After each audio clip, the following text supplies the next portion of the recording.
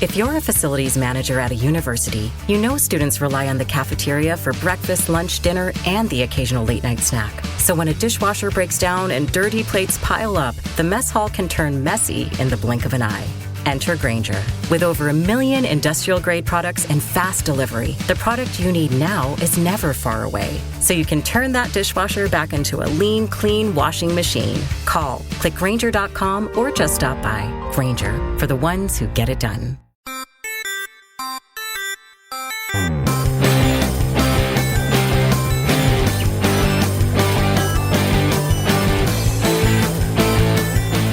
Hello, everyone, and welcome to Talk Nerdy.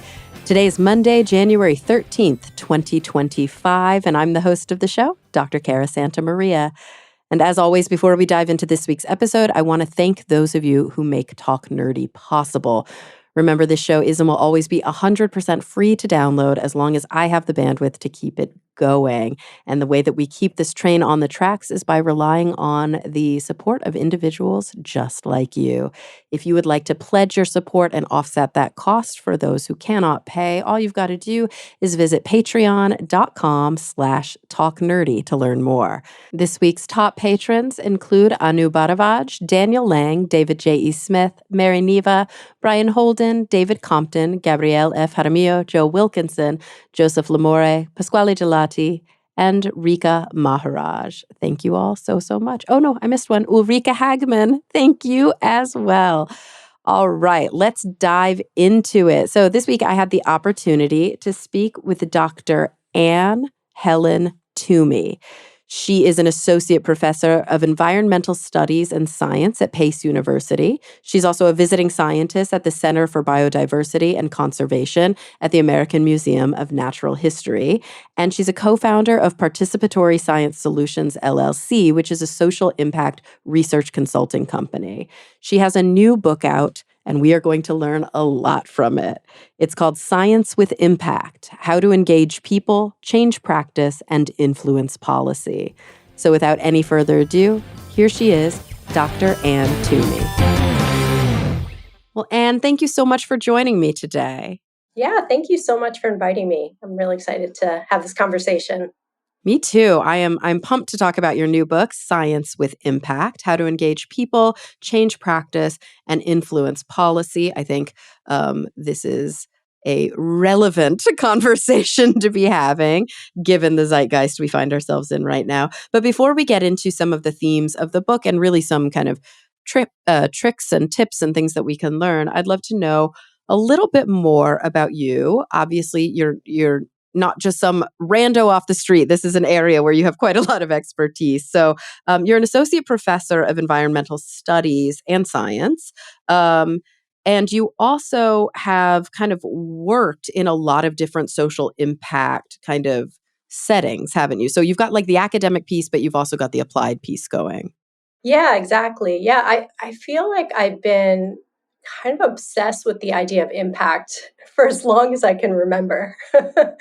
Yeah, I remember being, 14 and wanting to be a vegetarian, deciding I was going to be a vegetarian because like I was worried about my impact on the farm animals, right? Like it's been something that I've been thinking about for as long as I can remember. And initially, I never thought about research as a path to impact. It wasn't something I was really exposed to in high school or college.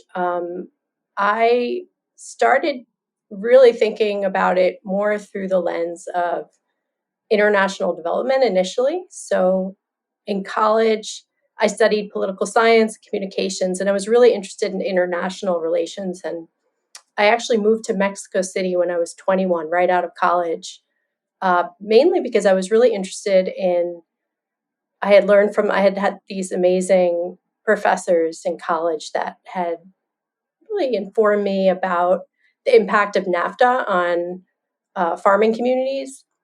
And so I was just kind of interested in learning more about that, but I guess from actually being in Mexico. And so I ended up moving to Mexico and working with a Mexican nonprofit on issues of fair trade and things like that. And then really that was kind of the beginning of when I started to get involved more in environmental issues. And then that was what ultimately led me down a path of starting to do research in the environmental realm, and seeing research as potentially a way of having more impact. And I can go a little bit more into that, but that's just I guess that was kind of the origin. Yeah. And that's really, I mean, ultimately I'm skipping ahead 1,000 steps, but it comes full circle because there is no discussion about environmental impact, about climate change without this social justice component. That you cannot tease those two things apart because we are impacted by policy, and policy influences ultimately how we live our lives. Yeah, 100%. I mean, I think often people think about, when you're studying environmental issues, sure, you could be studying things related to ecology or animals or um, really like water, abiotic, biotic elements. But ultimately, if we're talking about impact and change and say like protecting various species or addressing climate change, we're talking about humans. We're talking about behavior. We're talking about things that we can do in governance or in society, et cetera. But it's really a human social issue that we need to discuss. So, yeah, I think that's something that's really important to understand about when we're talking about impact in the environmental realm. Sure, the information that we can get if we're doing ecological scientific research is valuable, but ultimately, if we want to have impact, we need to understand how humans make decisions. Absolutely. And so that leads me to, I guess, a really important question is obviously this is a very multidisciplinary area of research and of practice. Where did you spend most of your time? Like how do you become expert in enough things? I'm a psychologist. I feel like I, could potentially contribute to this conversation through a psychological lens, but you can't just rely on human behavior. That's just one piece of this very large puzzle. Like what did you study in school, I guess? And then how did you fill in the gaps in your knowledge, because clearly even a classic academic path might not be enough. I really love that question because I feel like I'm still on that journey. And the more that I engage in this space of what makes impact in science, the more I'm meeting other people in this world who are also exploring this question. And so we're starting to ask other questions, and go deeper because, like you point out, sure, you can look at just a question like, how do humans process information in the brain that leads to certain decisions? Like that there's so many different ways and so many different angles at which you could ask that question and try to address that question. You could also ask the questions of how do people perceive science and what leads to different types of perceptions that people might have about science, what types of experiences, exposure, connections. um, I feel like honestly this is like an entire universe of research that hasn't really deeply been explored, and there's just so much more to learn. So to answer your question, I guess I've studied a lot of different things and I've taken a lot of different approaches. I've done mostly social science research, although I have also done some ecological research as well. And mainly, a lot of my work involves um, speaking with people about their perceptions of science and also scientists on their perceptions of how they make impact. And then also, I do a lot of work with nonprofits on how they think about the impact of their work on the communities that they work with or in whatever realm they're working. So I also have a consulting company that's called Participatory Science Solutions, and we actually we attempt to evaluate specifically the impacts of different programs or interventions that environmental nonprofits have, and to really see what their actual impact is. So yeah, like you said, kind of addressing it from various angles. Yeah. And I don't know, I'm formulating this question as I say it, after obviously both of us are recording. I don't know why I said obviously, nobody listening knows this, but obvious to you and I after like a very long workday. But I see this kind of approach, right, where there's consultation with these different NGOs or these different organizations who have a really fervent mission to do good in the world, or to, fight against some of these difficulties. And then part of that conversation is, are we messaging appropriately? Are we using our resources the right way? What is the actual impact, right? For every dollar we put in, what is the ROI? Are we seeing cleaner water? Are we seeing, healthier communities? But another part of that is, are we sort of lobbying or approaching people in positions of decision-making power in the way that they understand why this matters, in the way that they can find it as easy as possible to click a button or to say yes to something, so that, the wheels start to turn. But is there a flip side of that? Is there a consulting to those people in the corridors of power to try, I don't know, to make them more aware of why all this shit matters? I mean, I guess that is part of what you're doing, right? Is reaching the people who are the decision makers and giving them the information they need. Well, yeah, and that's coming at it through the other way. I think definitely both need to happen. I think on one hand, yeah, you need first. I think the area that I've focused more on is, as for those of us in the research community or the environmental community, what can we control? What is within our realm of expertise, of knowledge, of understanding how we can engage with various groups, that can lead to change and influence. I think what you're pointing to is that there's other work to be done, and that's really important work in terms of helping decision makers understand maybe where their knowledge gaps are, and like how they can engage, I guess, with different groups. I think the challenge, though, from speaking, for example, like for my book, I interviewed people who work in lobbying positions, so registered lobbyists, right? And it's very challenging to try to get a decision maker, someone who's actually going to be, signing the law, right, or putting forward a bill. They're so limited in the amount of things that they work on, first of all, and then second of all, in just they're really reliant on their staff and others to tell them what they need to know.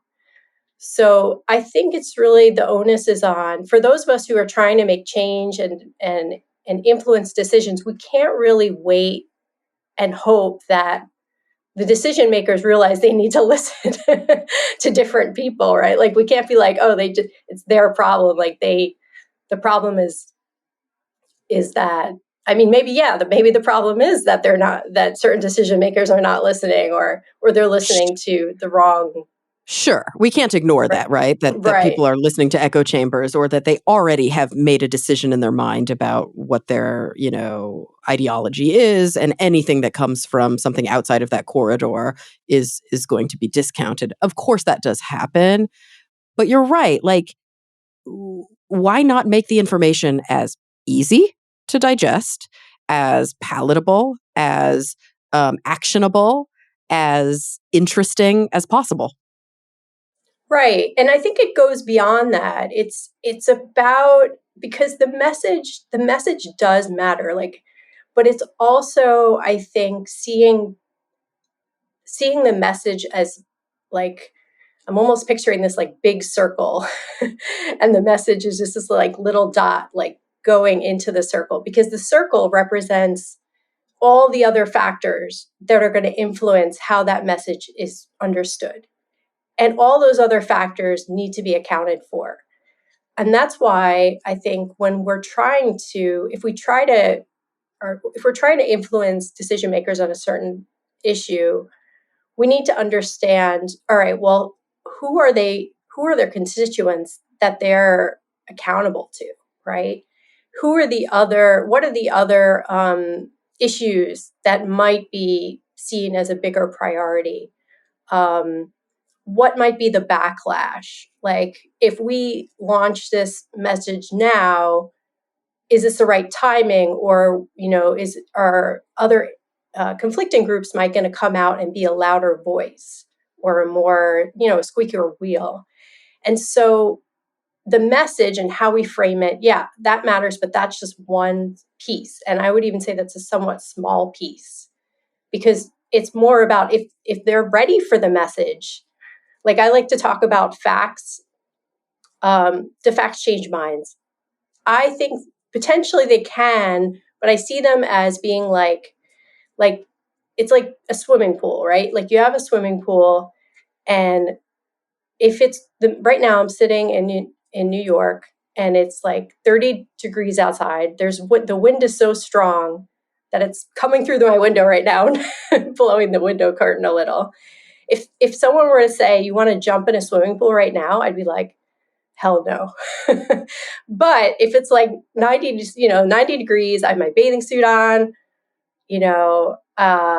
it's like sunny out. Yeah, like, I want to go in that swimming pool. So I think that circle that I would mention is like the swimming pool. Like, you have to, or sorry, like, is everything around the swimming pool, like the whole environment. The environment, if we want someone to dive into the pool of facts, everything else has to kind of be right for them to do so, because otherwise they're going to jump right out. Absolutely. And so how do we do that? I mean, that's the thing, right? Like, how do we, because we can't make things be right. Like, some things just are the way they are. Yeah. So what I talk about in the book is that for people, first of all, we can't really change minds. I think there's some study that shows, or a few studies that have shown that, like, trying to give facts to change people's minds, I think works like 1% of the time or something. The whole idea that our brain is not just empty, like, it's filled with information already. So if we go, here's a thing, and somebody goes, well, that doesn't jive with what I already think, then they just discount it, because it's hard. It's like a drug that has to knock something out of a receptor in order to bind. You can't. It's not hungry for the information. That's why kids are sponges. Kids will believe anything you tell them, right? Because there's nothing in there yet. But as we get older, yeah, you can't just go, here's some facts. Yeah, no, exactly. So we can't really change people's minds by talking at them or giving them more information necessarily. I mean, if they made up their minds about something. People can change their own minds, however, and often there's a really great book that I recommend called How Minds Change by David McCraney. I don't know if you've had a chance to talk with him, but he focuses on why people left cults, actually. And what he found was that people often, they don't necessarily like start changing their minds about certain beliefs that the cult has. What happens first typically is they actually are exposed, for whatever reason, they start becoming part of a different community. Maybe there's like some seed of doubt, and they take a foot outside of that cult and they start connecting and become ultimately part of a different community. And then they change their beliefs that the cult isn't. So it's like, and I think that points to the huge importance of social communities. We often think of ourselves as like these rational creatures that will, like, take information in, and then, we'll reflect on it and reason through it. And that's how we understand, that's how our knowledge is formed. But our knowledge is so based on our social communities. So, and that's, I think, the biggest thing that I think scientists need to understand, because often we're like shaming people for, not understanding or not believing something. What we don't understand is their beliefs are largely shaped by their experiences and the social communities around them. Yeah, and that's what's relevant to them. And I can't help but, this is going to be kind of a fraught example, but I can't help but identify in my own life. And I'm somebody who, anybody who listens to the show knows that I do identify politically as probably significantly more liberal. At the same time, I try to also be an evidence-based thinker. And so there are some things that I promote or believe that, I'm very like pro-vaccine. And historically, you would see pockets of like very liberal political speech that were sort of anti-vax or whatever. So take this big, very fraught conversation lately about what's happening in Gaza, what's happening in Palestine, what's happening in the Middle East, what's happening in Israel. And I started to see factioning on the left around the election, where there were people who were in certain social groups that were demonizing even the very political party that may have had a chance to win against the very political party that many of us saw as the most harmful. And yet you saw this kind of push away from classic two-party politics and into third party, like this idealistic push that said, I can't vote for this one party. So I'm going to vote third party, knowing very well that that's actually going to impact the election in a negative way. And I saw a lot of vitriol across a lot of communities that historically I thought were sort of all aligned. But as they started to faction in a way and they started to push for different decision making, you saw very readily that people were clinging to certain communities and were saying, this is the rhetoric of my community. And if you don't think the way that I think, or you don't believe the way that I believe, we can't even be friends. We can't even have a civil conversation. Like, it was such an extreme example of exactly what you're talking about. It's not so much that the idea comes first. It's that finding a place where you feel safe and accepted and valued and like you can be yourself. And then you start to sort of form to the ideas that are brewed within that group. And that becomes your identity. Yeah. Yeah. Ugh, that's a lot. Yeah. That's Well, a lot to know that that's how human beings think and actually make decisions, big decisions. yeah. I mean, it goes, we are, there's some saying in social science, like social death is worse than actual death, And I think that's why the shaming around the pandemic was so problematic. It was so unhelpful. And it really pushed people who were maybe hesitant, I think, into corners. Um, and like, if they weren't necessarily part of like maybe a more conservative community where that would be where they would find support, well, then they would go online maybe and try to find support there. And it's just like, if we want to make people more extreme in their beliefs, let's shame them. Absolutely. Let's That's push them like, into the arms of extremists. Yeah, you see the yeah, same thing with, the incel movement. yep, That yeah, these dark corridors of the internet are places where people who feel like, well, my ideas are ideas that every time I try to open my mouth, somebody tells me I'm a horrible person. Well, I'm just going yeah, to go to where people accept me. yeah, exactly. Yeah. And Yes. that's dark. That's dark that it gets more and more to sort of the tails of the normal curve at that point. People get pushed more and more into the extremes. And I think the problem is often that people think they're being righteous or, though, and I think I engaged in shaming behavior during the COVID pandemic. Initially, I was definitely on team COVID. and, and then in writing the book actually, and before that as well, I really started to rethink a lot of my behaviors, and I was ashamed of myself. Actually, I became ashamed of myself for having, I didn't go online or anything and yell at people, but I did yell at a man one time outside of a Dunkin' Donuts for not wearing a mask. It was very early in the morning, and I regret that. I don't think that helped anyone. that's another thing that we sometimes forget, is that we're not approaching all of these issues, things like public health, things like climate change, things that are existential threats are emotional issues. And we're not always walking into them with a purely cognitive and logical agenda. We're feeling our feelings at the same time. And that is also valid, right? It's not about removing all of our feelings from it. It's about finding, I guess, that medium, that balance, integrating it all into a cohesive narrative, I suppose. Yeah. Yeah. No, definitely. And so how do you grapple with that? How much is that a part of the conversation? Let's say you're going and you're consulting with these groups. How much do you just talk about the way that people just feel, the way that we are just reactionary? We just have these purely emotional responses to things, and we can use that to our advantage. Well, when I'm working with the nonprofit groups, if I'm working with community engagement staff who are on the ground, I don't need to tell them anything. Right, They right. know. Yeah, I mean, it's I don't know. I think about my perspective again in clinical psychology. I'm working with patients, and I am not them and they are not me. And there are times when I have to remind myself that my ego is exists and it might be Mm, present in the mhm. room, but it is my job to meet them where they are. Yeah. It's my job to understand or to work towards utilizing as much empathy as possible and flex that muscle as much as possible to try to at least, if not assume their frame, at least try to get it from their frame so that I can change that messaging. And it's not always easy, especially when you're talking to somebody you just fundamentally disagree with.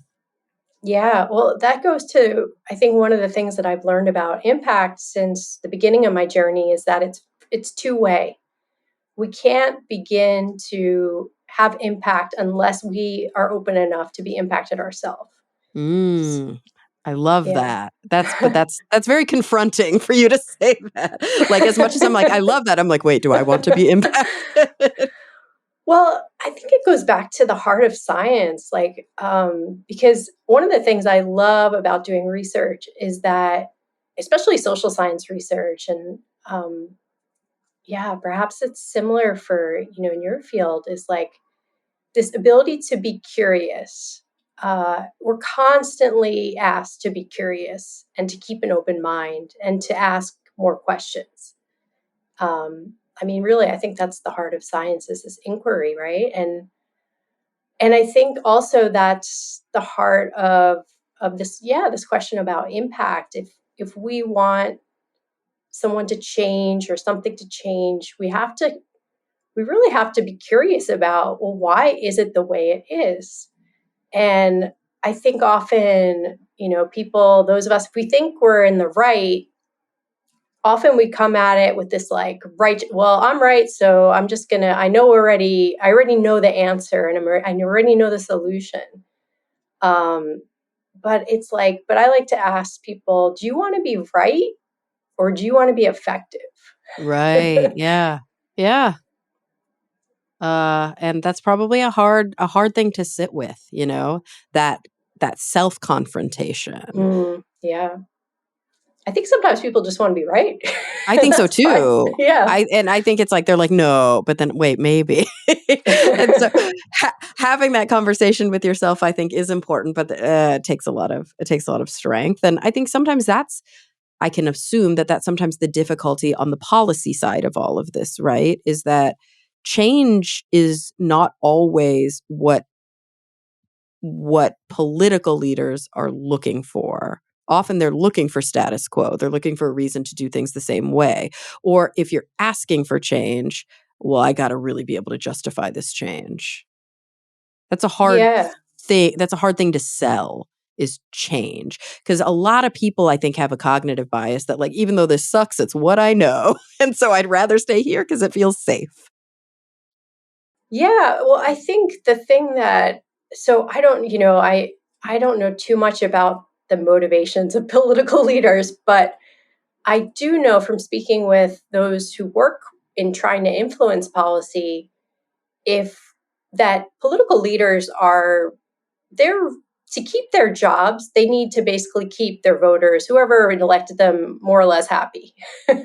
They're essentially, that's one of the things that goes along with being a political leader. And so they're hard to move because they can't move too quick in any direction. They have to make sure that, that their voters are along with them for the ride, and their constituents or whoever, appointed them, which basically comes down to the same thing.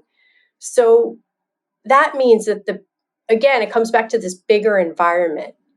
All right, how do we change the broader social conversation about this issue? I mean, just think about like Obama and same-sex marriage. He was pretty late to the game, right? In that regard.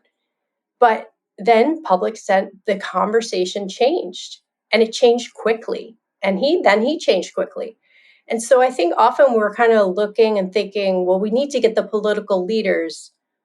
Well, sometimes, and there's this case with climate change, for example, and Republicans in like the 2010s, there were a few Republicans that put their necks out and were like, no, climate change is real. Guess what happened to them? They lost their seats in landslide defeats. So, I think that points to building coalition, understanding the broader context, the bigger picture, what's going on. And then knowing that, all right, if we can't move this politician, this particular policymaker, where do we pivot? Maybe there's an agency. Maybe we work at the local level. Maybe we work at the state level. It doesn't really make sense to bang on a closed door. Absolutely. And it Right. doesn't make sense to ask for a policy change that the people don't want. What does make sense is figuring out how to get people to want a thing that is, let's say, very often, I don't want to say objectively, because then we're going to get into a conversation about about what is real and about constructs, but something that the evidence shows is a net good. So let's say a public health measure, let's say a measure that would mitigate climate change, or would be, have a good ROI when it comes to quality of life for the most people. So if there's a policy that's like a net positive, but it's just not popular because the narrative isn't there, how do we change the hearts and minds of the people so that the politicians want to vote for that policy? Right. Yeah. Yeah, exactly. Well, coming back to science, there's this big question about, science lost a lot of trust over the pandemic and the years since, slightly uptick recently. But if we're thinking about trust, people aren't really talking about they're not trusting that scientists are smart, right? They're talking about there's a distrust in science, some scientists' honesty or Or their motivation, yeah. right? Ability to feel them, that they're connecting with the values that Americans have. And so it's to build trust. I mean, think about what makes any of us trust anyone. It's a sense of connection, right? And so I think often we think, well, we need to persuade. And I think instead of thinking about persuasion, we can start thinking about what does connection look like? And how can we, as scientists, really be these like access points? As a sociologist, Anthony Giddens, who talks about that institutions often are so far away from their daily lives of most people. So there need to be these kind of flesh and blood access points. So, for example, like the medical community, you have your primary care physician, right? You have a nurse. But with scientists, we don't really have like our go down to the scientist's office, for You're your right. daily like mental checkup, right? Like Most people can't name a living scientist. Yeah, exactly. Yeah, Like they like definitely don't have them in 70%. their lives. Yeah. Yeah, I mean, and you think about those of us who are in scientific communities. I mean, like, I could on my cell phone, I pull up like a physicist, a mathematician, like just because I'm in the academic world.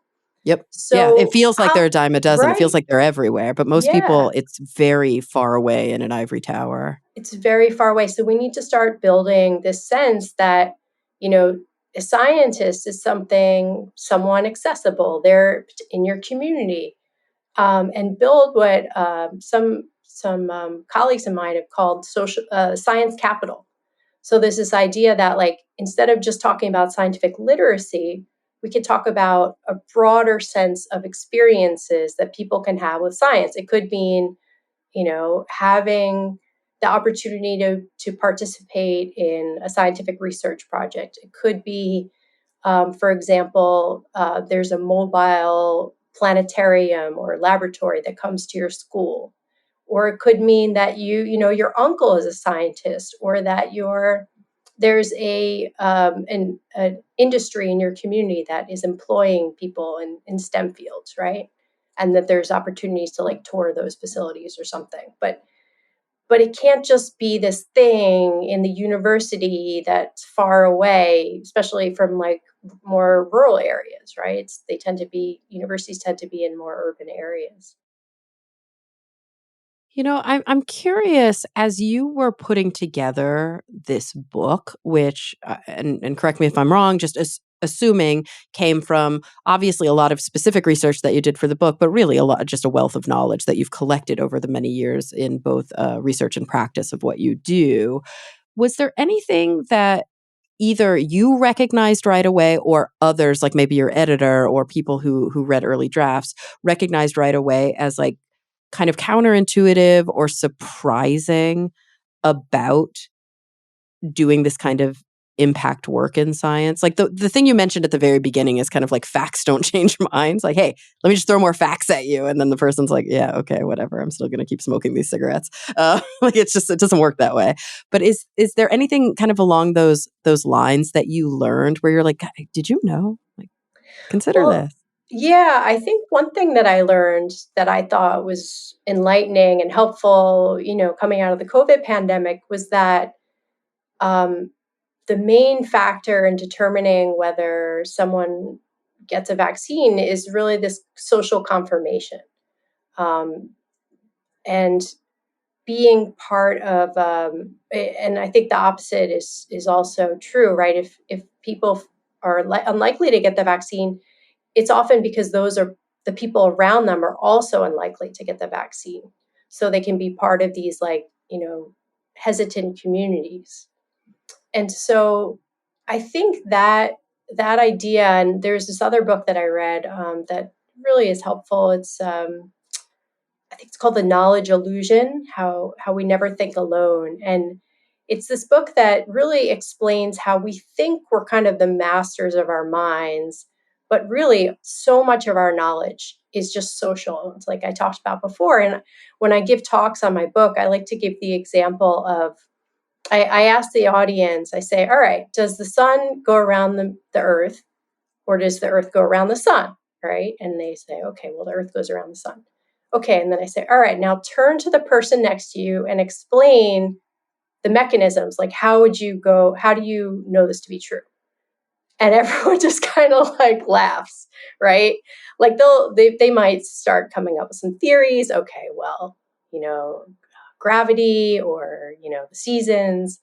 Um, but really, I mean, it's very complicated if you're actually trying to do those calculations yourself. You essentially have to, like, do calculations that involve the moons of Jupiter. I mean, there's other, I'm not an astrophysicist or anything, but the point is that we don't really know. We're reliant on the knowledge of those around us. Like, I know that because I was taught that, but not because I personally know and could explain, like, could do that, that science myself, right? And so I think that we need to be a little bit humbled. We don't know things because we're so smart. We often know things because maybe the people around us are smart, and that we're part of a smart community, social community. And if people don't have those experiences, and are not fortunate enough often to be part of these communities, I mean, what's happened often is they've been shamed, And I think it's a real, it's a shame that that is the case. And I think it's also a lost opportunity to see, all right, well, how can we be part of other communities? How can we broaden who gets to be part of the scientific community, right?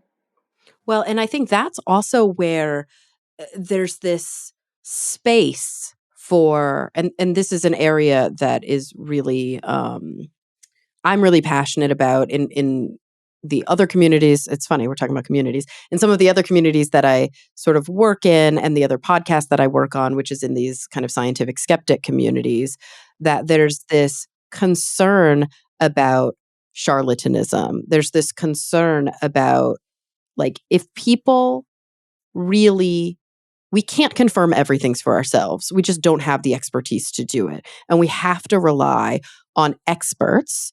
But some people just seem really confident. And it's hard for a person who doesn't have the kind of academic training or the knowledge to know the difference between a real expert and an expert that is trying to sell you supplements. And when these kinds of sort of parlor tricks are littering the field, it's very difficult to know who to believe. And that's why, you know, Andrew Wakefield's messaging is, we still can't put that genie back in the bottle. It's why people continue to think that the mercury and the vaccines are causing autism, and like we can't unring these bells because those people had the letters after their names too. Right. Yeah. And that's confusing. So how do we counter that? Like, how do we do good, impactful public science work and public science communication when there is an entire landscape of people who are using that to their advantage and they're peddling nonsense, but they're doing it under the guise of expertise? Well, Kara, this is why this is so important and why we really need an army. We need everyone in the scientific community on board to talk with their neighbors, to just do, even if every one of us or even half of those of us who work in some kind of research or science adjacent setting could do something, reach out to an audience that you wouldn't normally reach out to. Go talk at the local library. Go talk with a high school class. Go to the senior citizens home. Try to engage with a community and audience that wouldn't normally have that opportunity, right? Because that I think is where there's this huge vacuum. It doesn't mean go to I'm not talking about going to the museum and giving an esteemed talk at the science cafe. I mean, that's great. Like, also do that. But that's not where you're going to find, the people that most need to hear these messages. And also, because the thing about social confirmation is it needs two ingredients. It needs to hear from a trusted voice and it needs redundancy. So if there's more than, like, if there's one scientist who seems like a pretty good person at the library giving a talk and like taking time to answer questions, and then the next month there's someone else, well, that's redundancy, you know? Yeah. And if you are at a barbecue in your neighborhood and it just casually comes up in conversation, oh yeah, she's a lab researcher at the EPA. And oh, that's really interesting. What do you study? Oh, I study coral and how it's been bleached because of blah, blah, blah. Oh, but I thought climate change doesn't really. And so, when those conversations get started, it's like, oh, well, this person, they don't have an agenda. They're not on TV. They're not trying to sell me anything. This is just what they do every day. And the more that we hear from sort of everyday people doing a normal job that just happens to be a scientific job, the more I think we get an understanding of consensus. Because those people that I talked about, the charlatans, they're the exceptions. They're not the consensus. Exactly. Yeah, I remember just a couple of personal anecdotes. One of my closest childhood friends was hesitant about getting the COVID vaccine, and she called me and she's like, "What do you think?" And I was like, "Well, like I'm not an epidemiologist, but I'm getting it, and this I trust. This is why I trust whatever." And she got it. And it wasn't like she was leaning in that direction. She had others in her network that were also encouraging her, but she needed one more person who was in that world to say, I think this is okay. And I heard from I interviewed someone who used to be vaccine hesitant in terms, or skeptic really, of childhood immunizations, the more and it was that same story of she was part of a community that was a community of moms that really, was like concerned and cared about their kids, and they supported each other. And she said whenever she tried to ask her doctor, the doctor would shut her down, like and so she made her more and more resistant. Yeah, and it And makes you then, think, well, yeah, doctors don't care, only these right. moms care. So there's that shame again. Yeah. And she told me, she said, she eventually changed her mind. She left that community and she changed her mind. But she said if someone should just listen to me and answered my questions, she said, I think that would have been enough. Like, and, maybe it would or wouldn't have been, but But just to validate the fear, like it makes sense that a young mom is going to be afraid to do all of these vaccines, especially when I think the interesting thing is that the communities that we talk about are not monolithic, but we tend to see these trends within them. So let's say I'm somebody who's really, really interested in a certain type of wellness, or like I'm vegan. And so I'm really interested in finding good nutritional benefits from veganism. And I'm on these vegan forums. Well, I might also start to see conversations that are distrustful of GMOs. And as I start to see those conversations, then all of a sudden it's like, well, but GMO bad, veganism good. These are clear indications because all the same people who are vegan don't want to eat the GMOs, but it's not that simple. right. Yeah. Yeah. And we see that a lot within these communities, this sort of within all of our not these communities, all communities. There is a tendency, I think, a human tendency towards black and white thinking. Right. Yeah. Well, it's like we kind of sign up for the package of ideas. Yes, exactly. And we Yeah. can't go, okay, I'll take the good from this and I'm going to leave Right. behind the bad. Like, and I think religion operates that way as well. Some of my most inspiring patients, I work in a cancer center. I do a lot of work around end of life, and I find that a lot of the people that I work with, who I'm not religious at all, I'm a non-believer, I'm an atheist through and through, but I have a lot of patients who do believe. But the ones that I think are just the most fascinating to me are the ones who take from it what serves them and leave behind the rest.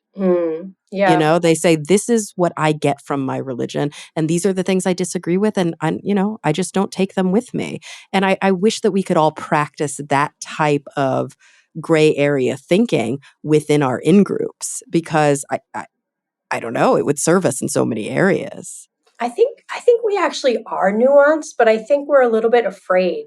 I think sometimes that fear of social rejection, if you say the wrong thing, that the unpopular thing, or challenge, well, what if, ask a question, like there's that potential that will be shamed.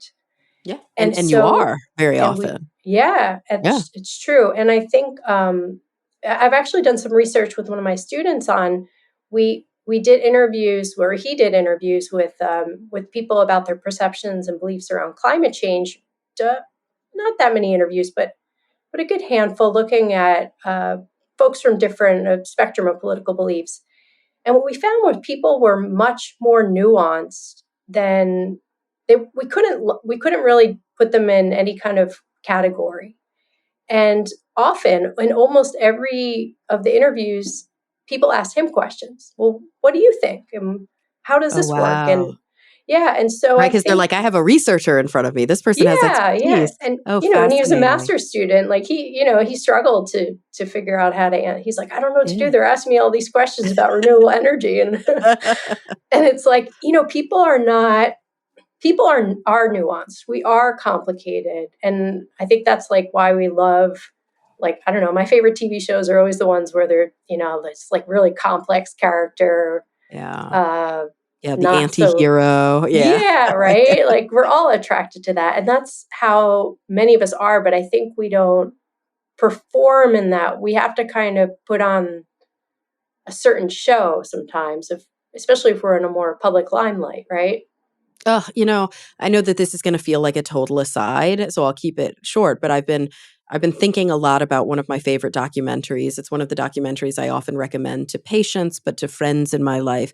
It's by Jennifer Siebel Newsom. It's called The Mask You Live In, and it's about the way that we raise boys and the cultural pressures that boys experience and how that translates into perceptions of masculinity.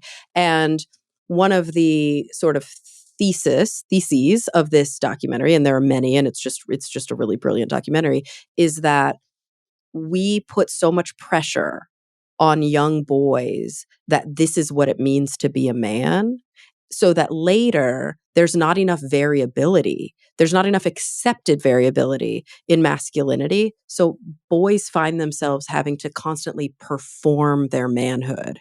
So it's this posturing to each other all the time to prove how much of a man they are, as opposed to just saying, dude, I'm obviously a man. So the way that I am is manly, right? It doesn't matter how I am. This is the way I am a man. And that need within our culture and our society to constantly prove that we are the stereotype, the version of the thing is a lot of pressure. And we step outside of that and we do feel shamed. But the truth of the matter is everybody's outside of that, right? The median, only the mode represents the most people. Like the average is actually not representative of anybody usually. Yeah, what do they say? Like normal is a setting on the dryer or something? Right, exactly. Yeah. Yeah. Like we can't fall on the middle of the normal curve on everything. Right. No. It's Yeah. statistically impossible. But we Yeah, don't think that's that way. We don't. right. And that's the problem with some of these polls about, trust in science. It's like it's so you don't really understand much from that. No, because the questions are so polar. It's like this or this, and you're like, I guess I got to pick the better Yeah, of the two that don't capture me. right. Or like, Yeah. yeah, no, totally. Yeah. Yeah.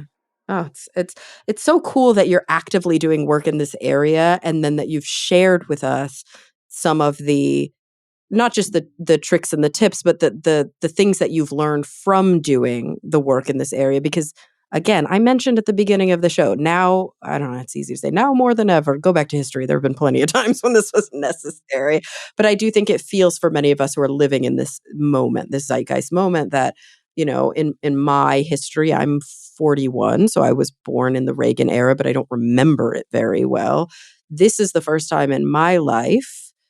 There have been other times, versions of this light, I guess we can say, but where I feel like people in positions of power are overtly minimizing scientific authority and saying, don't trust scientific authority, or let's not fund these types of efforts because that's a waste of money. Just listen to me as a strong man. And so like we need this right now because this is actually a social movement. Like being pro science, I guess I could say, being evidence based, looking at consensus among people who are doing the hard work to understand the world that we live in is a social movement, and it never needed to be before.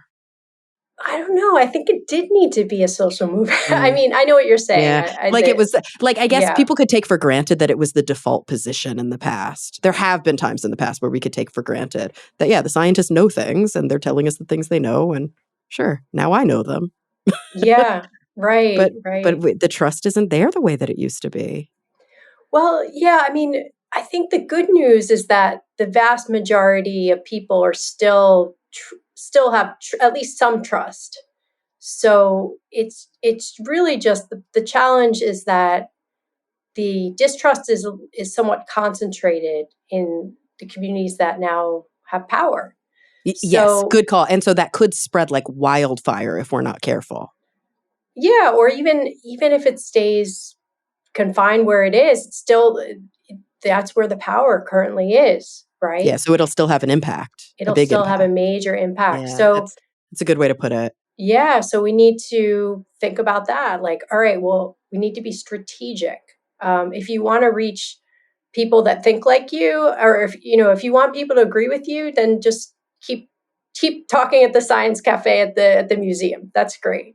But if you really want to make difference and shift and challenge people to think differently, or be that voice that they hadn't heard before, be that one extra redundant person that might share a message, that requires going to different communities and speaking with, not at, people that might have different views than you do, and that's a big Here, here. challenge. Yeah. Yeah, here, here. I mean, I think we just brought it back full circle. Gosh, I can't thank you enough. Is there anything we didn't cover? Do you think that's a good stopping point? Yeah, that's great. I really enjoyed this. Thank you so much for taking the time to talk with me today. Oh, absolutely. Everybody, the book is Science with Impact: How to Engage People, Change Practice, and Influence Policy by Dr. Anne Helen Toomey. Thank you so much. And thanks everybody for listening week after week. I'm really looking forward to the next time we all get together to talk nerdy.